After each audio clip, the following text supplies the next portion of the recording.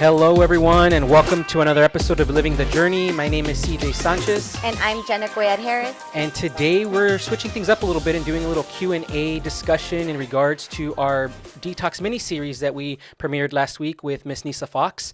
We're going to dive right into it. We got a couple questions that we're going to answer in regards to detox and kind of what, we posted it out there to see if you all had some questions, and we'll dive right into them and get that conversation going. All right, let's do it. Yep. So somebody said it was a lot of info, and now I don't know I don't believe it. where to start.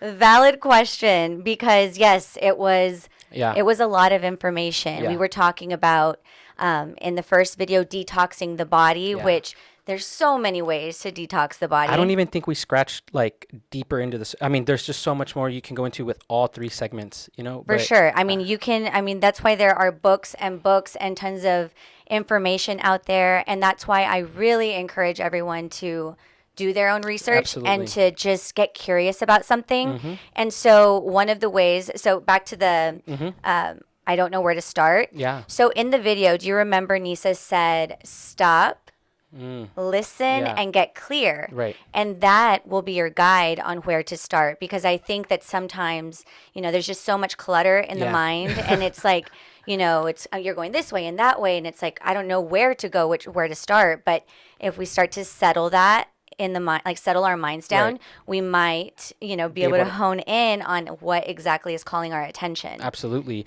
And I think that regardless, everybody probably has different needs as to where they're wanting to start. So I think what I know we've got to talk about personally a little bit of what our different approaches are to detoxing, or what we really want to get started, and how we want to get started. I'm in that starting process. You've experienced a couple other things, so I don't know at least for me personally, one of the things that I know I wanted to detox or clean up or clear out was the mind.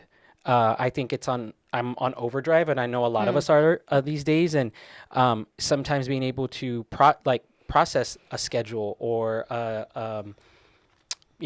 what I want to incorporate for the day, whether it be a health regimen or professionally, dividing up my time or getting started with a morning routine, whatever the case is, I need to have that clarity. Right, and so I wanted to start that process. And the meditating episode was really, I literally felt and was able to visualize the color and really hone in on the breathing. And I almost felt like a tingling, where I noticed that was taking place. Mm-hmm. So that can be someone's starting point in their regard, so that they're able to clear some of that mental space. That hard drive is what I like to call, and see what else, where else you can fit in some detox or some cleaning up, right? And getting on a... I think the wildest thing is that I guess I didn't realize that detox means so many things. Yeah. And I hope that Nisa's explanation in the first episode, in part 1, the body,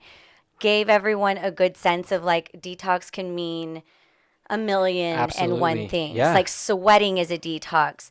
Drinking celery juice is a detox, which that was actually somebody's question. They said, is celery juicing a detox? And yeah, it is. I mean, yes, it is. Yeah, absolutely, it is. I'm doing a cellular detox through supplementation. So that's another form of detox. Fasting is a detox. That's true. I wanted you to talk a little bit about that. I know we're answering questions, but I think that's such a great, key to a lot of things. I mean, I think each of us don't, I mean, a lot of us don't pay attention to that cellular core of our body and how it's made up and how everything gets affected. And it's just so much deeper than I knew of prior to this. And I know if I'm in that early stages of it, a lot of people probably have never heard of a cellular detox. But share a little bit about that, because I know they're asking where's a good place to start. Yeah. But honestly, education is a great place to start too. And the more we talk about this stuff, I think is such a valuable tool to learning anything and then figuring out where people need to Yeah, start and their own I think that's detox. important is getting curious, like looking up information, trying to connect with people that you resonate with. I Right. think that's why we're here is we want to share our stories to Yep. see if maybe it connects with someone out That's right. there, you know, or Yeah. with our audience. Very. So, but yeah, I didn't even know about cellular detox. And that's because, like, I mean, if you know me, I am all about optimal health and I'm Mm-hmm. like always looking for another thing to work at, to Right. heal, to, for me, it's like a shedding Mm-hmm. of layers. And the closer I get down to the core, to the soul, to, you know, to the Yeah. deeper to who you are, to me, that's when you start to thrive at life, when you really start to connect and when you start to just, I don't know, things just start to click. That's been my experience. And But things like you get that. I feel like it goes back to what I feel a lot of detox does is create clarity. You yes, know what I mean? Whether it be physical, you know, because you feel better, more energy, you're able to do more, and mental, you know, you release some of that fog, and you're just able to it hone in on things differently. yeah, it really does make you feel like you have limitless potential and you're always like looking for another thing that you could improve on or Mm-hmm. detox. And I mean, too, I don't want to say it becomes addictive, but it Right. just feels so great. Mm-hmm. And I think that once you start to get clearer and clearer, you're going to realize what I'm saying because Yeah, it's just absolutely. it's really like been a life-changing experience for me. But so like I was saying, I didn't know what cellular detox was, but my grandma was diagnosed with cancer, Mm-hmm. and through my grandma's cancer journey, she passed last December, 2 Decembers ago. But that's really where I started getting curious about cellular health and understanding that I could make a difference in my Mm-hmm. cellular health, Mm-hmm. that I could affect it Mm-hmm. by the foods that I ate, by the workout that I did, by supplementation, like so many different Right. things. But so that was a really strong motivator for me. And then also, you know, I had been taking supplements for so many years. Right. I was a collegiate athlete and I always been a competitive athlete. So taking supplements and having maybe like an abuse of food. A misleading, like maybe motivation. You know that proper that clarity purpose wasn't there. It was for something else. You know, instead of for you. Right. So I knew that I needed to do a cellular detox because of, you know, Rewrite that stuff. so many, my family history, my Yeah. family's health history, and then my personal history with food and supplements. I'm glad you mentioned that because I think that's something that a lot of us can look into in regards to where to start also, right? You know, you did that, you looked at your family history, you know, there was that unfortunate passing of your grandma that sparked that thought process, right? But yet you're educating yourself and you really found something that was that kind of addressed those concerns. Yeah. You know what I mean? So that goes again to really where people can start. And really the way I see it is everything is a lesson, and had it not been for my grandma's Right. health, I wouldn't have been here. And I really do believe that addressing your health is a generational, you're creating generational change. Oh, for So sure. I love my that you brought that up. yeah, my goal or my hope is that by being more aware of my health, that I'm going to create a legacy of that when I have children of my own, if I Yeah. have children, you know, and so on and so forth throughout the family line. A new example Exactly, of yeah. what we need to be doing because it changes with time. Mm-hmm. You know what I mean? And you see that, and they say, you know, I don't want not I guess not that history repeats itself, but you're able to create new habits and new you know, ideas of what's important, and that's Yeah. changed over time, right? And so what was 10 years ago something to focus on is probably it's changed now, and we're looking at it from different perspectives. So I think that's a really great point that you bring up. Yeah. So I know you mentioned that somebody brought up the celery juice detox thing. Yep. That's been something that I've implemented because of your knowledge of education in that And regard. how do you feel? I don't like celery. Not a celery fan. Like, I'm just gonna throw that out there. And I think I told you a couple times where I'm like, oh, I wasn't the biggest fan. But it's not. I guess in through educating myself and knowing what it is that I want to accomplish, I try to look at things that benefit me, not because they taste good or they're